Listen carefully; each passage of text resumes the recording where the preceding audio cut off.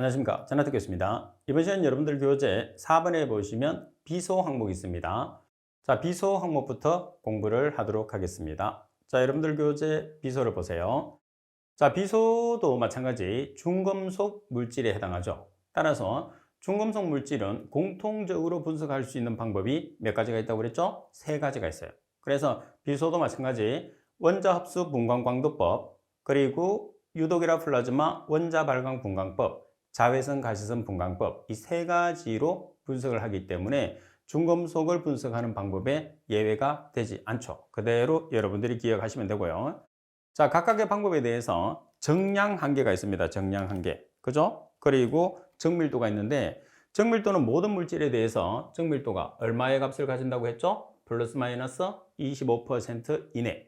자, 그러면 원자합수 분광광도법에서 정량 한계는 0.005mg/L, 유독이라 플라즈마 원자 발광 분광법은 0.050mg/L, 자외선 가시선 분광법은 0.002mg이 되는 거죠. 그래서 정량 범위를 지금 표에서 정리해 놓은 것처럼 분석 방법과 정량 범위를 미리 여러분들이 기억을 하고 있으면 설명에서 별도로 다시 외우지 않아도 되겠죠. 자, 내용으로 들어가겠습니다. 첫 번째 보시면 비소를 수소화물 생성 원자합수 분광광도법이라고 되어 있죠. 자, 제목에서 수소화물 생성 원자합수 분광광도법은 표에 나와 있는 원자합수 분광광도법하고 동일한 방법이냐? 동일한 방법입니다. 단지 수소화합물이 생성된다고 해서 제목을 정했을 때 원자합수 분광광도법 앞에 수소화물 생성이라는 말을 붙인 거지, 실제로는 원자합수 분광광도법을 이용을 하기 때문에 같은 겁니다. 전처리한 시료 용액에 아연 또는 나트륨 붕소수화물을 넣어서 생성된 수소와 비소. 자, 여기서 보시면 수소와 비소라는 것은 비소가 수소하고 결합되어 있다는 소리겠죠. 그러면 수소와 비소가 생성됐다는 소리는 어떤 형태냐면 환원이 됐다는 소리입니다. 그러면 환원이나 산화가 되기 위해서는 환원제를 주입을 해야 되고, 산화가 되기 위해서는 산화제를 주입을 해야 되는 거죠. 자연스럽게 변화가 일어나는 건 없어요. 따라서 아연 또는 나트륨 붕소 수화물이라는 게 뭐가 되느냐 하면 여기서는 환원제가 된다는 그런 뜻으로 기억을 하시면 돼요. 자, 이 물질들은 환원제에 해당합니다. 자, 따라서 원자화를 시킨 다음에 193.7나노미터 파장에서 흑광도를 측정해서 비소를 정량하는 방법이 원자합수 분광광도법이다. 이렇게 여러분들이 알고 계시면 되겠죠. 자, 문제를 한번 보겠습니다. 다음은 비소의 원자합수 분광광도법의 측정 원리다. 갈로에 적당한 것은 어느 것인가? 전처리한 시료 용액 중에 갈로 또는 나트륨 붕소 수화물을 넣어서 생성된 수소와 비소가 생성된다고 그랬어요. 그러면 갈로 또는 나트륨 붕소 수화물이 뭐라고 그랬어요? 환원제라고 그랬죠. 따라서 환원제로 사용하는 것은 아연 또는 나트륨 붕소 수화물이 됩니다. 자, 원자화를 시킨다는 소리는 기체화를 시킨다는 소리겠죠. 따라서 193.7나노미터에서 뭐를 측정하죠? 흑광도를 측정하고 비소를 정량하는 방법이 원자합수 분광광도법이죠. 따라서 환원제를 찾으면 되니까 아연이 정답이죠. 그래서 대부분의 물질들을 환원을 시켰을 때는 전반적으로 많이 사용하는 환원제 중에 아연을 많이 쓰죠. 그러면 환원제가 아연밖에 없느냐? 그렇지는 않습니다. 조건에 따라서, 항목에 따라서 여러 가지의 환원제를 사용할 수가 있습니다. 자, 그리고 두 번째 보시게 되면 적용 범위를 보세요.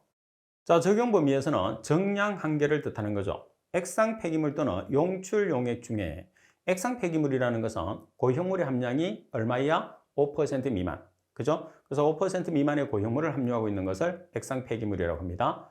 자, 그리고 용출 용액, 말 그대로 용출이 된 용액에서 비소 분석에 적용이 되는데 정량 한계는 0.005mg/L가 됩니다. 자, 문제 15번.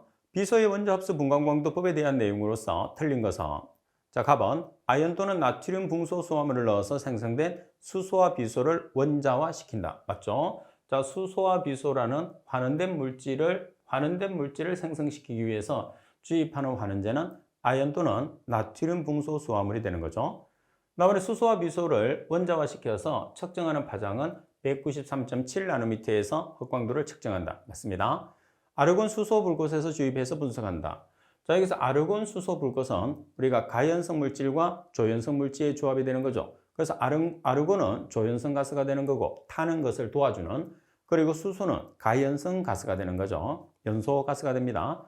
자, 그리고 정량 한계는 0.002mg. 자, 여기 보시다시피 정량 한계는 0.002가 아니고 0.005mg/L가 돼야 되겠죠. 따라서 정량 한계가 잘못됐습니다. 4번이 정답.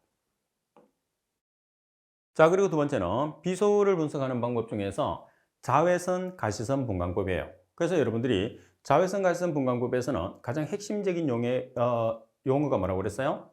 발색되는 색깔과 파장이 가장 중요하다. 그죠?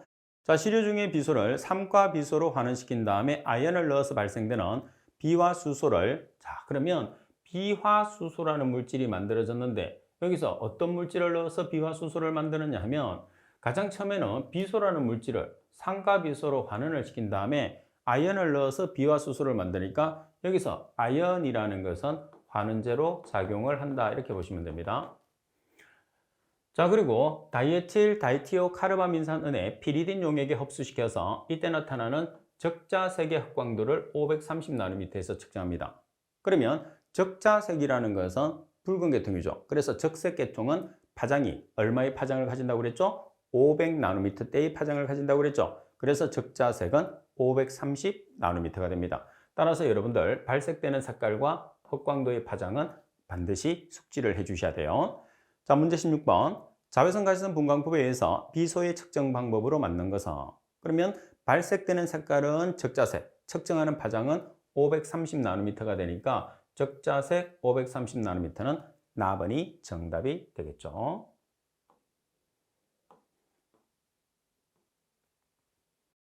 자, 그리고 두 번째 적용 범위를 보겠습니다.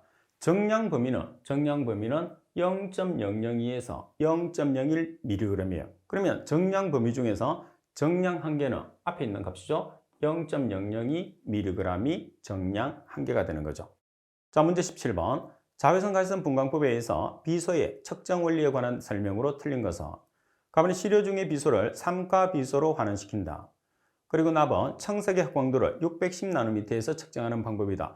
중금속 물질은 600대의 파장이 거의 없습니다. 자, 따라서 500대의 파장을 가지는 거죠. 따라서 500대의 파장을 가지니까 적자색 530나노미터가 정답입니다.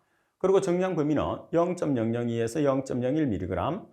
이번에 아연을 넣어서 발생되는 비화수소를 다이에틸 다이티오 카르바민산은의 피리딘 용액에 흡수시킨다. 그래서 여기서 라번에서 나타내고 있는 아연이라는 것은 환원제라는 것을 알 수가 있습니다.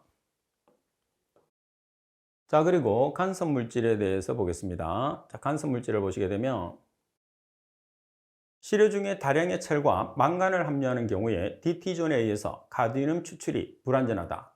그리고 2번 다량의 비스무트가 공존하는 경우에서는 시아나칼륨 용액으로 수해 씻어도 무색이 된다, 안 된다? 무색이 되지 않는다. 그럼 어떻게 해야 되죠? 두 개를 분리를 해야 돼요. 분리를 해서 각각을 분석하는 거죠. 자, 그리고 5번에 보시게 되면 수원입니다. 자, 수원에 여러분들 분석하는 방법을 잘 보세요. 수원이라는 물질도 중금속이거든요. 그런데 우리가 중금속을 분석하는 방법은 원자합수 분광광도법, 그리고 자외선 가시성 분광법은 맞아요. 근데 공통적으로 한계가 더 있죠. 유독 플라즈마, 여러분들이 나타냈을 때 유독이라 플라즈마 원자 발광법이라는 게 있어요. 근데 지금 수원은 어때요? 없어요. 그래서 여러분들이 꼭 기억을 해줘야 되는 내용 중에 하나가, 수원은 공통적으로 중금속이지만은 우리가 공통적으로 분석할 수 있는 세 가지 방법 중에서 유독이라 플라즈마 발광광도법이 빠져 있다는 것을 꼭 기억을 해야 됩니다. 그럼 이제 두 가지로 분석하는 거죠. 원자 흡수 분광광도법과 자외선 가시성 분광법 두 가지로 분석을 하고, 자, 그리고 원자 흡수 분광광도법을 다른 말로 환원기화법으로 표기하기도 해요. 수원에서는. 그리고 자외선 가시성 분광법은 DT존법이라고도 우리가 사용을 하게 됩니다. 그럼 먼저 원자 흡수 분광광도법의 정량 범위는 0.0005mg/L, DT존법 자외선 가시성 분광법은 0.001mg의 정량 한계를 가지고 마찬가지 정밀도는 공통으로 플러스 마이너스 25%의 정밀도를 가지게 되는 거죠. 자, 문제 18번. 다음 중에서 폐기물 공정시험 기준에서 환원기화 장치를 이용해서 측정하는 오염물질은, 자, 여기서 환원기화 장치를 사용했다 그래서 환원기화법. 이 환원기화법이 원자합수분광광도법이에요. 어떤 물질이죠? 수원이라는 물질을 분석했을 때 사용하는 방법이다. 이렇게 보시면 됩니다. 자, 그리고 여러분들 19번 문제를 보시게 되면 수원을 원자합수분광광도법 환원기화법으로 측정했을 때 정밀도로 맞는 것은, 자, 정밀도의 값은 모든 시료에 대해서 동일합니다. 얼마죠? 플러스 마이너스 25%. 라번이 정답. 자, 그러면 수원을 분석하는 방법에서 첫 번째 원자합수분광광도법입니다. 시료 중에서 수원을 이염화 주석을 넣어서 금속 수원으로 환원시킵니다. 보시면 금속 수원으로 환원시키는데 뭐를 사용을 했느냐면 이염화 주석을 사용을 했어요. 그러면 이 이염화 주석의 용도가 뭐가 되는 거예요? 환원제죠, 환원제. 잘 기억을 해야 됩니다. 이염화 주석이라는 환원제를 주입을 해서 금속 수원으로 환원시킵니다. 그리고 이 용액에 통기하여 공기를 주입하여 발생하는 수원 전기를 파장이 얼마에서 측정하죠? 253.7나노미터의 파장에서 원자합수분광광도법에 따라서 정량하는 방법이 원자합수분광광도법이 됩니다. 자, 그럼 여기서 여러분들이 환원제 잘 기억을 해야 돼요. 우리가 그 수원을 환원을 시켰을 때는 일반적으로 아연을 사용을 하는 게 아니고, 일반적으로 이렇게 환원제로 가장 많이 사용하는 것 중에 하나가 아연인데, 수원을 원자합수분광광도법으로 분석했을 때는 아연을 사용하지 않고 이염화 주석을 환원제로 쓴다는 것을 꼭 기억을 해야 되고, 측정 파장은 253.7나노미터입니다. 자, 문제 20번. 다음은 수원을 원자합수분광광도법으로 측정하는 원리이다. 갈로 안에 알맞은 내용은, 시료에 갈로를 넣어서 금속 수원으로 환원시킨다고 그랬어요. 자, 그럼 문구 자체에서 금속 수원으로 환원시킨다고 그랬으니까 갈로에 들어가는 것은 뭐가 들어가야 되죠? 환원제가 들어가야 됩니다. 그죠? 그리고 다음 이 용액에 통기하여 발생되는 수원 전기를 원자합수분광광도법으로 정량한다. 그러면 환원제로 사용하는 것은 뭐가 있죠? 이염화 주석이라는 시약이 환원제로 사용하죠. 따라서 정답은 4번이 됩니다. 여러분들 아연이 아니고 이염화 주석을 환원제로 쓴다는 거 잘 기억을 해야 됩니다. 자, 그리고 두 번째는 적용 범위가 됩니다. 자, 적용 범위에 보면 수원 같은 경우에서는 우리가 불꽃을 이용을 하는데 공기 아세틸렌 불꽃을 사용해요. 따라서 공기라는 것은 조연성 가스, 그리고 아세틸렌은 가연성 가스. 그래서 공기와 아세틸렌의 불꽃 조합을 사용을 하고, 자, 그리고 정량 범위 같은 경우에서는 파장이 253.7나노미터에서 0.0005에서 0.01mg/L이 돼요. 그러면 정량 한계는 앞에 있는 값이 되니까 0.0005mg/L라는 정량 한계의 값을 가지겠죠. 자, 그리고 또 수원에서는 중요한 내용 중에 하나가 뭐냐면 원자합수분광광도법으로 수원을 정량을 했을 때 간섭 물질에 대해서 시험에서 상당히 자주 출제돼요.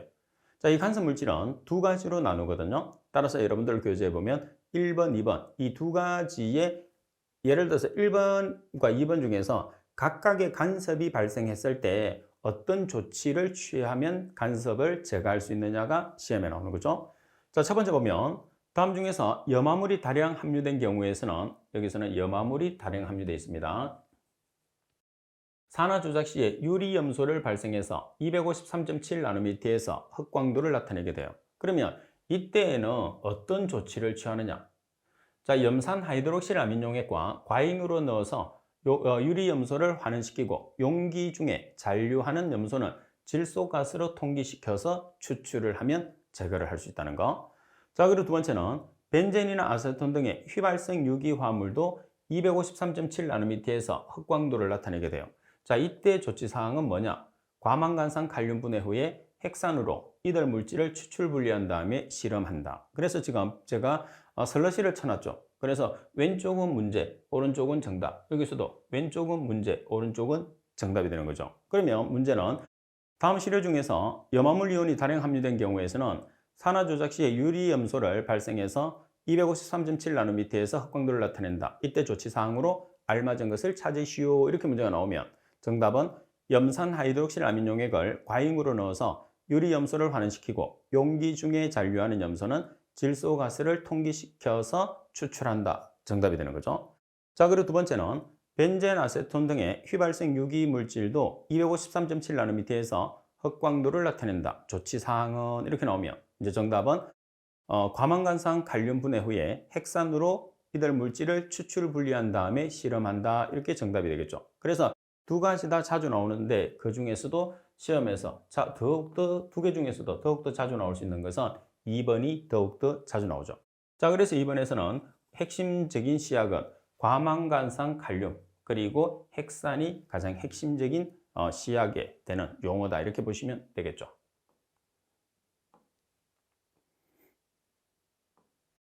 자, 문제를 보겠습니다. 원자합수 분광광도법에 의해서 수원 분석 방법에 대한 내용으로 틀린 것은 가번의 수원 전기를 253.7나노미터 파장에서 측정한다. 따라서 측정 파장 맞습니다. 나번에 시료 중에서 수원을 이염화 주석을 넣어서 금속 수원으로 환원시킨다. 따라서 환원제는 이염화 주석이 맞죠. 자, 답은 시료 중에서 염화물이 다량 함유된 경우에서는 과망간산 칼륨 분해 후에 핵산으로 이들 물질을 추출한 다음에 실험한다고 그랬어요.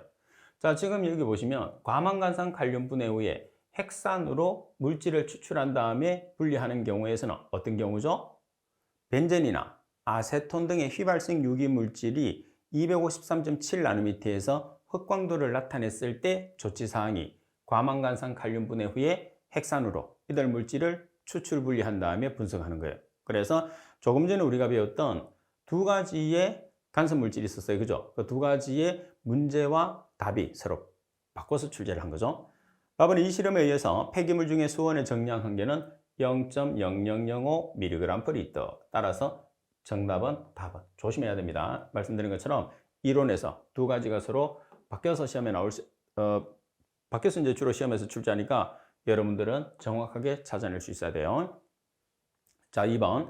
자, 수원을 자외선 가시성 분광법으로 분석하는 방법입니다. 자, 먼저 목적에 보면 자, 수원을 황산산성에서 이 말은 뭐냐면 황산이라는 시약을 주입을 합니다.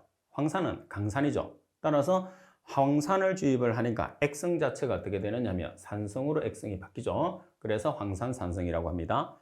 디티존 사이마탄소로 1차 추출하고 그러면 여기서 1차 추출 용매가 뭐가 되느냐면 디티존 사이마탄소가 1차 추출 용매가 되는 거죠. 그리고 브로모와 칼륨 존재하에서 황산산성에서 역추출하여 방해 성분과 분리한 다음에 알칼리성에서 디티존 사이마탄소로 수원을 추출해서 얼마의 흑광도를 측정하느냐면 490나노미터의 흑광도를 측정하는 게 뭐가 되느냐면 자외선 가시성 분광법이에요.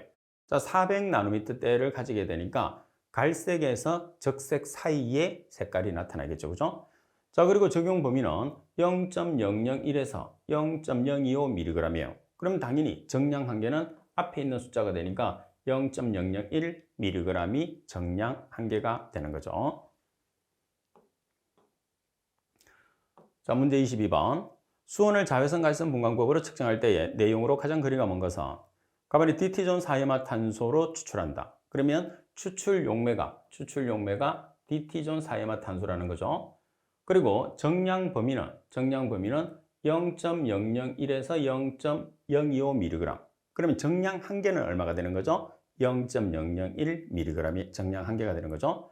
그리고 흑광도의 측정값이 0.2에서 0.8의 범위에 들도록 실험 용액의 농도를 조절한다. 그래서 흑광도를 우리가 측정을 했을 때는 반드시 0.2에서 0.8의 범위에 들어와야지 정상적으로 흑광도가 측정이 된 게 됩니다. 그리고 광원 부위의 광원으로는 주로 중공 은근 램프를 사용한다고 그랬어요. 중공 은근 램프를 우리가 다른 말로 속빈 음극 램프, 비었다고 해서 이렇게 부르거든요. 자, 그러면 이런 램프는 주로 어떤 물질에서 우리가 이제 어떤 방법에서 주로 광원으로 사용하는 거죠? 원자 흡수 분광광도법이죠. 그래서 원자 흡수 분광광도법에서 주로 광원으로 사용되는 게 중공 은근 램프입니다. 자, 그런데 지금 우리가 묻고자 하는 것은 자외선 가시성 분광법이죠. 따라서 자외선 가시성 분광법에서는 두 가지를 주로 쓰죠. 텅스텐 램프하고 중수소 방전관. 그러면 가시부와 건조외부에서는 텅스텐 램프를 사용하고 반면에 자외부에서는 중수소 방전관의 램프를 쓴다는 거. 자, 헷갈리면 자외선의 지압 그리고 중수소 방전관에서 지압 두 가지를 매치를 시켜서 여러분들이 찾아 놓으셔도 됩니다.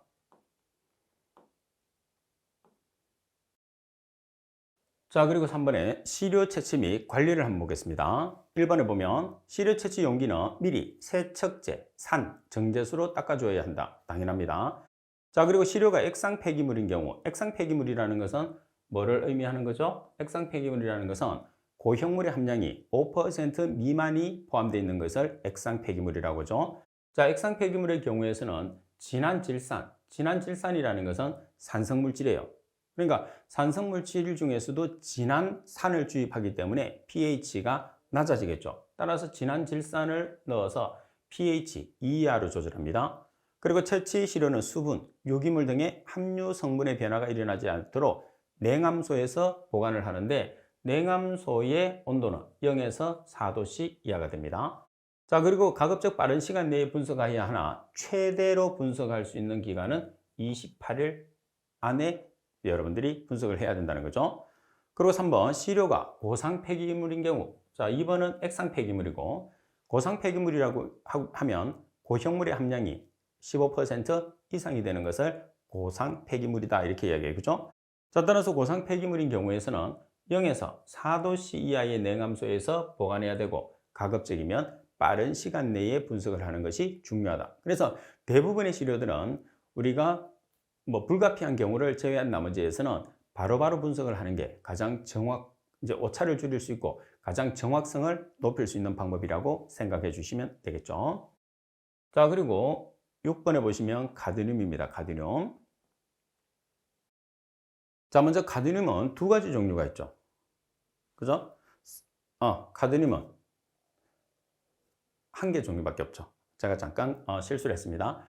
자, 우리가 이게 두 가지 종류가 있는 것은 크롬이죠, 크롬. 삼가크롬과 육가크롬. 가수가 서로 다르죠. 그래서 삼가와 육가를 같이 가지고 있는 게 크롬입니다.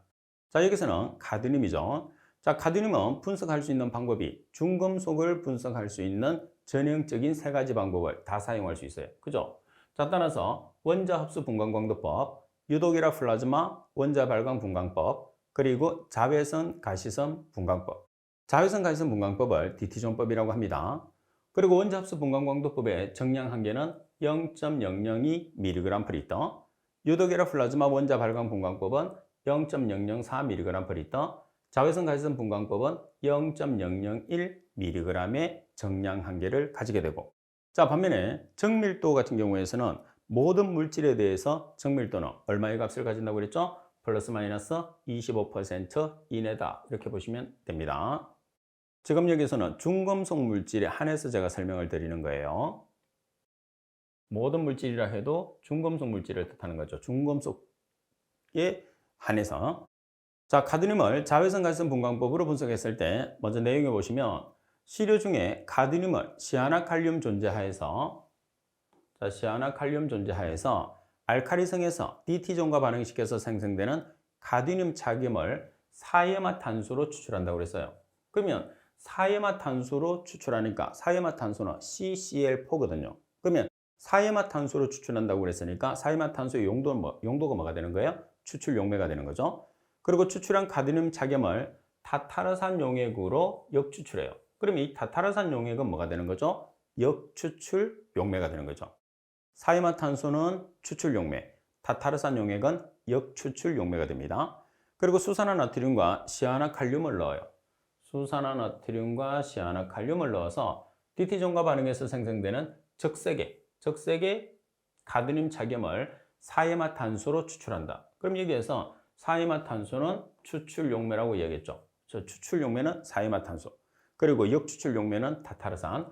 따라서 흑광도의 값은 520나노미터에서 흑광도를 측정한다. 이렇게 보시면 되겠죠. 그래서 지금 여러분들 체크하는 부분 있잖아요. 별표를 비롯해서 제가 체크해준 시야까지 여러분들이 반드시 숙지를 해야 됩니다. 이 부분들은 갈로넣기도 나오고 여러 가지 다양하게 출제되기 때문에 지금 체크되어 있는 내용들은 꼭 숙지를 해 주셔야 돼요. 자, 적용 범위를 보면 정량 범위가 0.001에서 0.03mg이에요. 그럼 당연히 정량 한계는 얼마가 되는 거죠? 0.001mg이 정량 한계가 되는 거죠. 그리고 간섭 물질을 보시면 시료 중에 다량의 철과 망간을 함유하는 경우에 DT존에 의해서 가디륨 추출이 불완전하다. 그리고 시료에 다량의 비스무트가 공존을 해요. 그런 경우에서는 시아나칼륨을 이용해서 수해 씻어도 무색이 되나요? 되지 않나요? 무색이 되지 않는다는 것을 꼭 여러분들이 숙지를 해 주셔야 됩니다. 자, 그리고 7번에 보시게 되면 크롬이 있습니다. 자, 크롬 같은 경우에서는 우리가 두 가지로 나타낼 수가 있는데, 크롬은 가수에 따라서 3가와 6가가 있거든요. 그래서 3가 크롬, 6가 크롬 이렇게 우리가 나타내요. 그러면 크롬은 중금속 물질이기 때문에 우리가 공통으로 분석할 수 있는 물질 중에 방법 중에서 자외선 가시선 분광법이 있거든요. 그래서 3가 크롬 같은 경우 일반적으로 크롬이라고 표기하면 다른 말로 우리가 총크롬 그리고 3가 크롬을 의미해요. 자, 그러면 이 총크롬이라는 삼각크롬 같은 경우에서는 우리가 자외선 가시선 분광법을 이용을 하려고 하면 반드시 발색이 돼야 되거든요. 근데 삼각크롬은 발색이 안 돼요. 그래서 어떻게 하느냐면 육각크롬으로 산화를 시킨 다음에 분석을 해 주셔야 돼요. 그러면 3가라는 크롬이 6가라는 크롬으로 산화가 되기 위해서는 자연스럽게 산화가 되는 거 아니죠. 산화를 시키기 위해서는 산화제를 주입해야 되고 환원을 시키기 위해서는 환원제를 주입을 해야 되거든요. 그래서 산화제로 과망간산 칼륨을 이용을 해서 삼각크롬을 육각크롬으로 전환시킨 다음에 분석을 해요. 그래서 삼각크롬의 자외선 가시선 분광법과 육각크롬의 자외선 가시선 분광법의 차이는 삼각크롬을 육각크롬으로 전환시키기 위해서 과망간산 칼륨이라는 산화제를 주입하는 한 개를 제외한 나머지는 동일한 내용이다. 이렇게 생각하시면 됩니다. 자, 분석할 수 있는 방법은 원자 흡수 분광광도법, 그리고 유도계라 플라즈마 원자 발광 분광법, 그리고 자외선 가시선 분광법 세 가지가 있어요. 공통으로 중금속을 분석하는 세 가지 공통적으로 들어가죠. 이 중에서 유도계라 플라즈마 원자 발광 분광법이 제외되는 중금속 물질은 수원이 되는 거죠. 그죠? 자, 그리고 자외선 가시선 분광법을 다이페닐 카바자이드법이라고도 우리가 부릅니다. 원자 흡수 분광광도법에서 정량 한계는 0.01mg/L, 유도계라 플라즈마 원자 발광 분광법의 정량 한계는 0.007mg/L, 자외선 가시선 분광법은 0.002mg/L면서 정밀도는 당연히 얼마의 값을 가질까요? 정밀도는 플러스 마이너스 25%. 그래서 분석 방법에 관계없이 동일한 값을 가진다. 이렇게 볼 수가 있는 거죠. 자, 문제 23번. 폐기물 공정시험 기준에서 시료 중에 크롬을 분석하려고 한다. 다음 중에서 크롬을 분석하는 방법으로 틀린 것은, 자, 중금속을 분석할 수 있는 방법이 아닌 것을 찾으면 되겠죠. 가번에 원자 흡수 분광광도법, 다번에 자외선 가시선 분광법, 라번에 유도계라 플라즈마 원자 발광법은 우리가 분석 방법에 들어가는 거죠. 따라서 나번 기체 크로마토그래피. 기체 크로마토그래피는 중금속을 분석하는 방법은 아니죠. 여기서는. 그러면 기체 크로마토그래피는 중금속 물질을 아예 분석할 수 없느냐? 아니에요. 유기인 같은 경우에서는 또 우리가 기체 크로마토그래피법이 주 분석 방법이 됩니다. 크롬에서 아니라는 겁니다.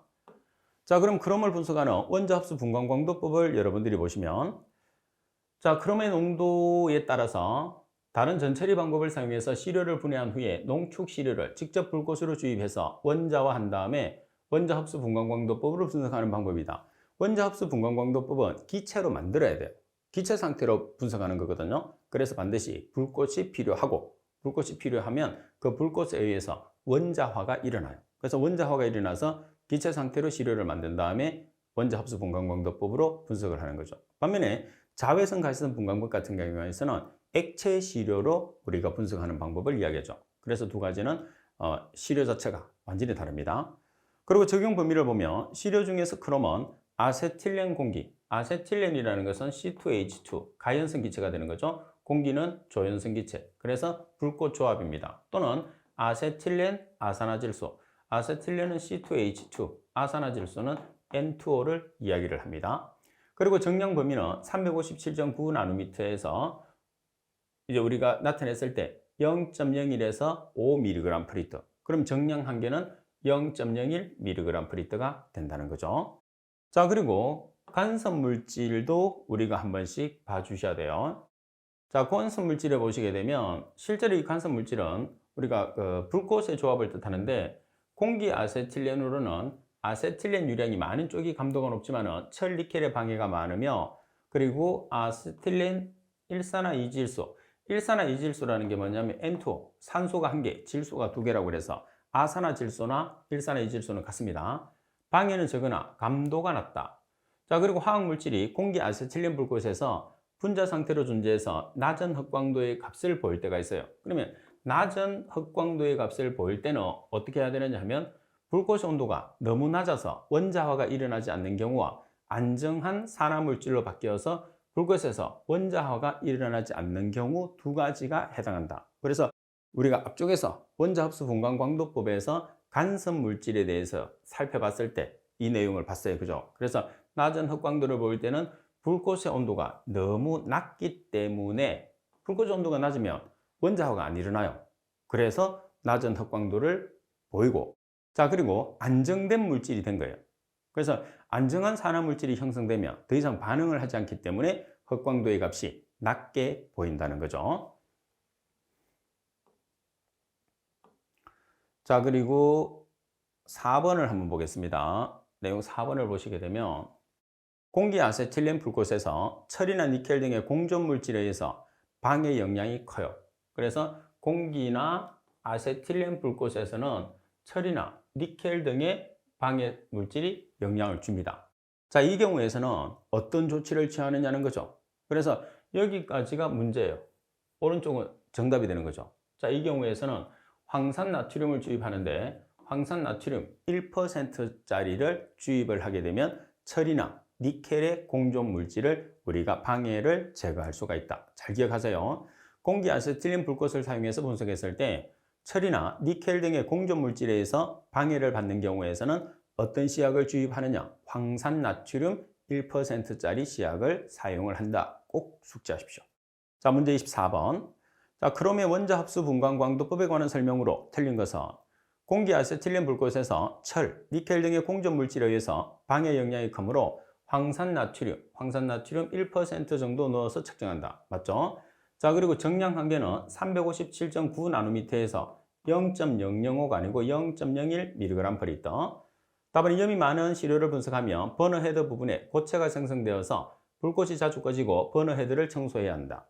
답은 시료 중에 칼륨이나 나트륨, 리튬, 세슘과 같이 쉽게 이온화되는 원소가 1000mg/L 이상의 농도로 존재할 때 금속 성분을 간섭한다. 따라서 정답은 나번이 되고요. 자, 그리고 25번 문제를 보시게 되면, 자, 25번은 조금 전에 우리가 나타내고 있는 가장 간단하게 여러분들 시험에서 출제할 수 있는 내용이다. 이렇게 보시면 되겠죠. 자, 문제 25번입니다. 크롬을 원자합수 분광광도법으로 분석했을 때 공기 아세틸렌 불꽃은 철, 니켈 등의 공존 물질에 의해서 간섭이 크다. 이를 억제하는 방법으로 알맞은 것은 어느 것인가? 이렇게 나와 있어요. 그럼 여기서 우리가 가장 이제 간섭을 제거하기 위해서 어떤 방법을 이용해야 되죠? 황산나트륨을 사용해야 되겠죠. 따라서 황산나트륨 몇 %짜리를 쓰나요? 1%를 넣어서 측정을 하면 간섭을 제거할 수 있어요. 상당히 중요하니까 꼭 숙지하세요. 자, 그리고 두 번째, 크롬을 자외선 가시선 분광법으로 분석하는 방법입니다. 자, 시료 중에 총크롬이라는 것은 삼각크롬이에요. 그러면 총크롬이라는 삼각크롬을 육각크롬으로 전환을 시켜줘요. 그럼 뭐를 사용하느냐면 과망간산 칼륨이 KMnO4예요. 그래서 과망간산 칼륨이라는 강산화제를 이용을 해서 우리가 육각크롬으로 전환시켜줍니다. 자, 그리고 다이페닐 카바자이드와 반응해서 적자색의 착화물을 540나노미터에서 측정하는 것을 자외선 가시선 분광법이라고 합니다. 26번, 자외선 가시선 분광법으로 크롬을 측정할 때 시료 중에 총크롬을 육각크롬으로 산화시키는 데 사용되는 시약은 과망간산 칼륨이 되겠죠. 따라서 나번이 정답이 됩니다. 자, 그리고 적용 범위를 보시게 되면 정량 한계는 0.002에서 0.05mg. 그럼 정량 한계는 얼마가 되죠? 0.002mg이 되겠죠. 정량 범위가 0.002에서 0.05면 앞에 있는 값이 정량 한계가 되죠. 자, 문제 27번. 폐기물 중에 크롬을 자외선 갈성 분광법으로 측정하는 방법으로 알맞지 않은 것은 흑광도는 540나노미터에서 측정한다. 맞죠? 나번에 총크롬을 다이페닐 카바자이드를 사용해서 육각크롬으로 전환한다. 총크롬이라는 삼각크롬을 육각크롬으로 전환하기 위해서는 산화가 됐으니까 강산화제를 써야 되겠죠. 산화제는 과망간산 칼륨이 되는 거죠. 답은 흑광도의 측정값이 0.2에서 0.8의 범위에 들도록 실험 용액의 농도를 조절한다. 답은의 크롬의 정량 한계는 0.002mg이다. 따라서 설명이 잘못된 것은 답은 잘 기억을 해야 됩니다. 총크롬이라는 삼각크롬을 육각크롬으로 전환시키기 위해서는 강산화제가 되는 과망간산 칼륨을 사용한다는 거.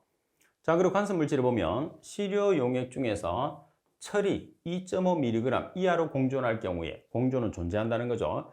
다이페닐 카바자이드 용액을 넣기 전에 피로인산 나트륨 10수화물 용액 2ml를 넣어주면 간섭을 줄일 수 있다고 되어 있어요. 그래서 시료 중에 철이 2.5mg 이하로 공존하는 경우의 조치사항은 이렇게 나오거든요. 그러면 바로 우리가 다이페닐 카바자이드 용액을 주입을 해야 되는데 이 용액을 주입하기 전에 피로인산나트륨 10수화물 용액을 10ml 넣어줘서 간섭을 제거를 하면 돼요. 아시겠죠?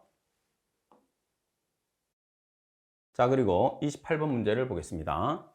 자외선 갈성 분광법에 의해서 크롬 분석에 대한 설명으로 틀린 것은 가번의 과망간산 칼륨으로 크롬이온 전체를 육각크롬으로 산화시킨다. 그래서 산화제로 작용하는 게 과망간산 칼륨, 다시 말해서 KMnO4라는 소리입니다.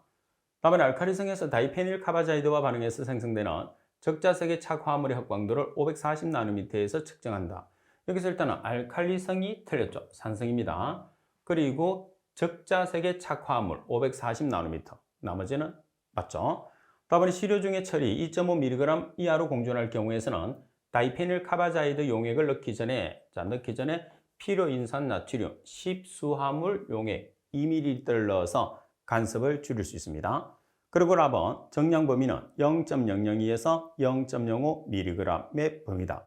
따라서 정답은 나번이죠. 그래서 28번 같은 문제도 상당히 중요한 내용이죠. 전체적인 내용을 다 설명하고 있어요. 그래서 앞에서도 말씀드린 것처럼 우리가 총크롬이라는 물질은 삼각크롬인데 삼각크롬은 발색이 되지 않기 때문에 반드시 육각크롬으로 전환시켜서 자외선 갈성 분광법으로 분석을 해야 된다는 거. 그러기 위해서는 삼각크롬을 육각크롬으로 전환하기 위해서는 과망간산 칼륨이라는 산화제를 이용해서 전환을 시킨다는 거 꼭 기억하시고, 자, 그리고 시료 중에 철 2.5mg이 공존할 경우에서는 뭐를 주입해서 제거하느냐? 피로인산 나트륨 10수화물 용액을 주입해서 제거한다는 거 꼭 숙지하십시오.